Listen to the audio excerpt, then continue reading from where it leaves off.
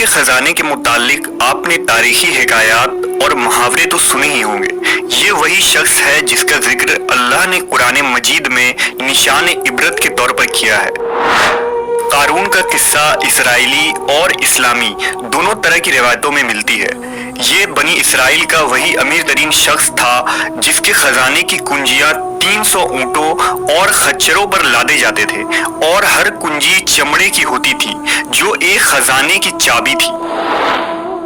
तारीख इंसानी में शायद कारून से ज्यादा दौलत तो सरवत किसी शख्स को अता नहीं की गई। कारून हजरत मूसा अलैहिस्सलाम के चचा यसूर का बेटा था।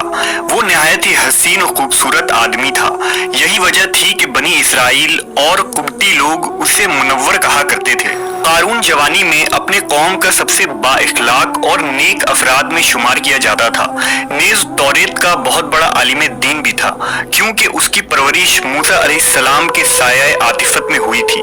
इसलिए वो किताब का इल्म भी रखता था और अच्छी आवाज का मालिक था। वो तौरेत खूबसूरत अंदाज में तिलावत किया करता था। यही वजह थी कि लोग उसका बहुत ही अदब व एहतराम किया करते थे। कारून इब्तिदा में हजरत मूसा अलैहिस्सलाम पर ईमान ले आया और जब बनी इसराइल को किब्तियों की गुलामी से निजात मिली तो वो उनके साथ मिस्र को छोड़कर सरजमीन मऊद की तरफ हिजरत कर गया। वहां उसके हालात एकदम से बदल गए और उसके हाथ में बेशुमार दौलत आई। देखते ही देखते वो अपनी कौम का अमीर तरीन शख्स बन गया, जिसका जिक्र अल्लाह ने कुरान मजीद में कुछ यूं किया है। बेशक कारून मूसा की कौम से था, फिर उसने कौम पर ज्यादती की और हमने उसको इतने खजाने दिए जिनकी कुंजियां उठाना एक ताकतवर जमात पर भारी थी। एक जगह फरमाया, जब उससे उसकी कौम ने कहा इतराओ नहीं, बेशक अल्लाह इतराने वालों को पसंद नहीं करता, और जो माल तुझे अल्लाह ने दिया है उसके जरिए आखिरत का घर तलब कर और दुनिया से अपना हिस्सा ना भूल और एहसान कर जैसा अल्लाह ने तुझ पर एहसान किया, और जमीन में फसाद न कर, बेशक अल्लाह फसादियों को पसंद नहीं करता। जब ज़कात का हुक्म नाजिल हुआ और हजरत मूसा अलैहिस्सलाम ने उससे अहद लिया तो उसने ये वादा किया था कि अपने माल का 1000वां हिस्सा ज़कात निकालेगा। जब उसने अपने माल का हिसाब लगाया तो एक बहुत बड़ी रकम ज़कात की निकली, लिहाजा उसके दिल में हिर्स और लालच पैदा हो गई और वो ज़कात का मुनकिर हो गया। उसने एक गंदी चाल चली।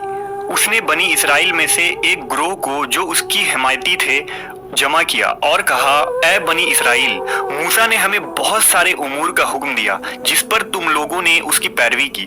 अब वो तुमसे तुम्हारा माल भी लेना चाहता है। फुला फाहिशा औरत को लेकर आओ ताकि उसे कुछ पैसे देकर मूसा को बदकार साबित किया जा सके।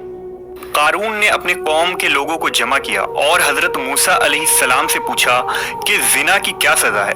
हजरत मूसा अलैहिस्सलाम ने कहा, जो भी जिना करे हालांकि उसकी बीवी भी हो तो उसे संसार किया जाए यहाँ तक कि वो मर जाए। कारून ने हजरत मूसा से कहा, हत्ता कि अगर ये काम आपने ही अंजाम दिया हो तो भी। मूसा अलैहिस्सलाम ने कहा, हाँ, हत्ता कि अगर इस काम को मैं भी अंजाम दूं तो यही हुक्म है। कारून ने कहा, बनी इसराइल ये गुमान करते हैं कि आपने फुला फाहिशा औरत से जिना किया है।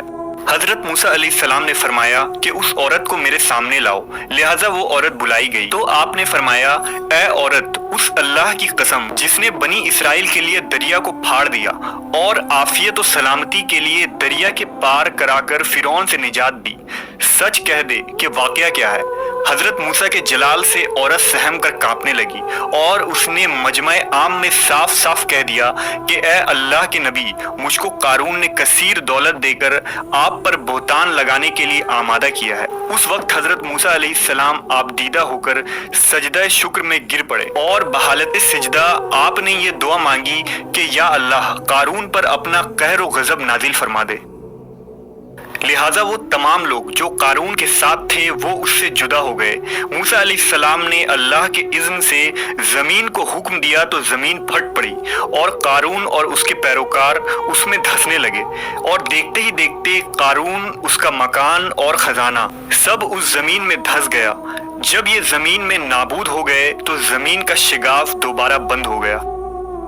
कारून की उस दौलत के मुतालिक बहुत सारे तारीखी हिकायात नकल की गई हैं और ता क़यामत कारून और उसका खजाना तमाम इंसानियत के लिए निशान इबरत बनी रहेगी।